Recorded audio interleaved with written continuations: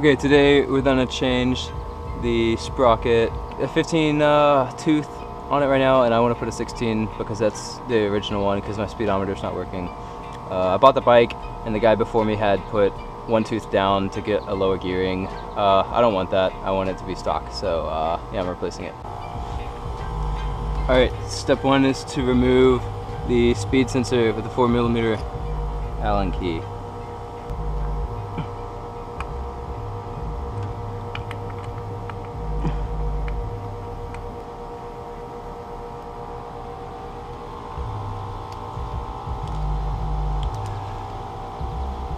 Always label your stuff or you're gonna lose everything. Your job, your money, your girlfriend.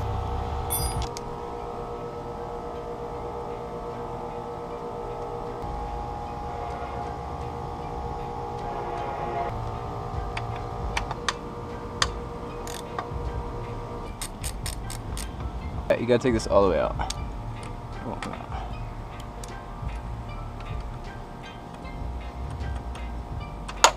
Oh.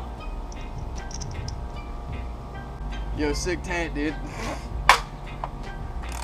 I wonder who's being next bike by this right now. Okay, so you Wait, take this off. What's the back brake here? This is like the brake for the rear wheel. Hey, I'm always Tokyo drifting. Cool. Hey Trey, do you want this sapphire? This pure sapphire? No. You dug it out of the ground just now. What? It's a pure. Put it on the. Put it in our rocks. We need more rocks over there. You're right. Also, that oil is just sitting there. I know. I want. No, it's parked next to me. Did you guys see that yellow Eclipse that's parked over there? I really want to take a picture next to it and be like, yo, the Eclipse this week was sick. What is that line? That little line? This one? Yeah. That is the clutch line. Piece is like kind of in the way now, you know? Oh, there. Are you? Yeah, we've definitely talked about this. No, but think about this. You want me to undo the brake yet or no? Okay, so your friend has to hold the bike with the brake, like now, and then you can brake it. Don't put this on too hard or you're gonna screw yourself later.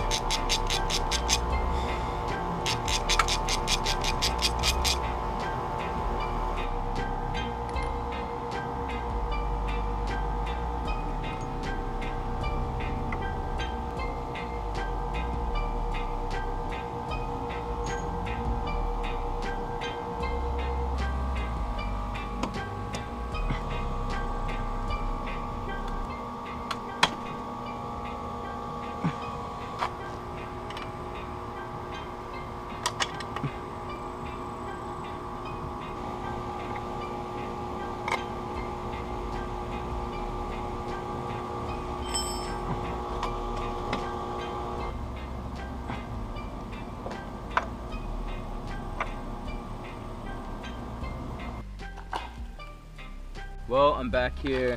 Now I have the correct gear. This is a 16 tooth Vortex gear that fits the spline correctly. But what's most important is that it's the 520 chain. I have a 520 chain on this instead of this stock 525. Parts up, but here's the gear. Ordered off of Amazon. I'll have the link in the description below. I also have another breaker bar that I wrapped in a towel.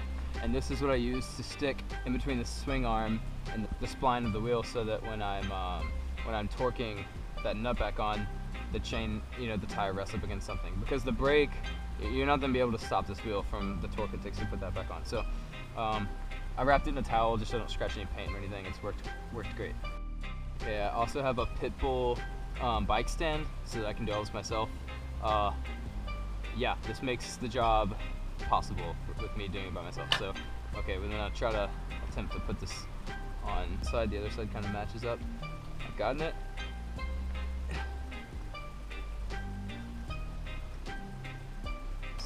See how nice and cleaned up I got it? That won't last.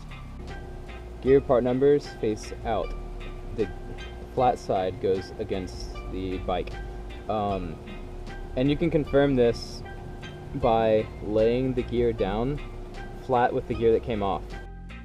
So this is the gear that came off the bike. lay it down flat. This is what I'm putting on. Bike came off like this. Lay them down. You can see here that they match up, but if we turn it over, it wouldn't. So that's how it goes. This faces out. If we turn it over, it wouldn't. So like yay. And then now my favorite part is touching the chain. Get this sucker right back on here. Just gonna sneak it on, you know. And you stick this. Okay, we're gonna go ahead and tighten this back. Use a little bit of blue Threadlocker. Someone put red Threadlocker on this bike. That's why it was so hard to get off.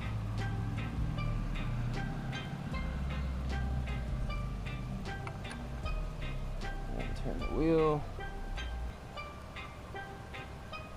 That's locked in place. Alright, 85 is going to be right before the big line right here. That's 85.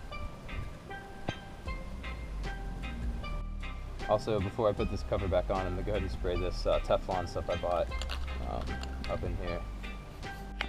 Alright, don't forget to put this piece back on. I'm literally crazy. Alright, that's nice and snug in there. So this piece goes into here. Alright, so with a wrench, hold this still, and then use a 12 millimeter socket.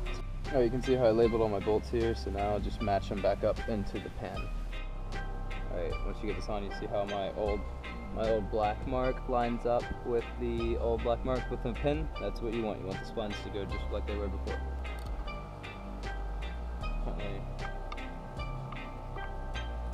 You forget where everything goes. It's just not smart. This far. See how that all matches up. Alright, before I lower this bike to adjust the chain, I might as well go ahead and spray this wax-based chain lube. Looks awesome because it doesn't look like it's going to get super dirty like this old stuff. You see my guy on the bike.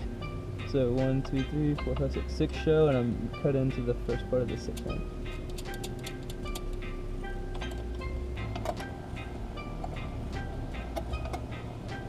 Now that I have the back 2 adjusted to, like, you know, almost 6. Alright. Now that I have it adjusted right, it's right there. Right at 20 mils. You see? Bam, perfect. 20 mils. Last part is to tighten this nut. It needs to go to 100 Newton meters. I'm just gonna get it nice and snug, but not too much. If it's your first time, it's good to just do a nice visual, you know, make sure everything makes sense. You know how the bike goes on because you took it apart. Just check. Make sure everything like isn't gonna come loose right away. Yeah, check little things like these retaining clips. Yeah, just make sure the wiring makes sense, you know, the way you have it. And everything looks good, so I'm gonna take it for a quick ride. And yeah, thanks for watching.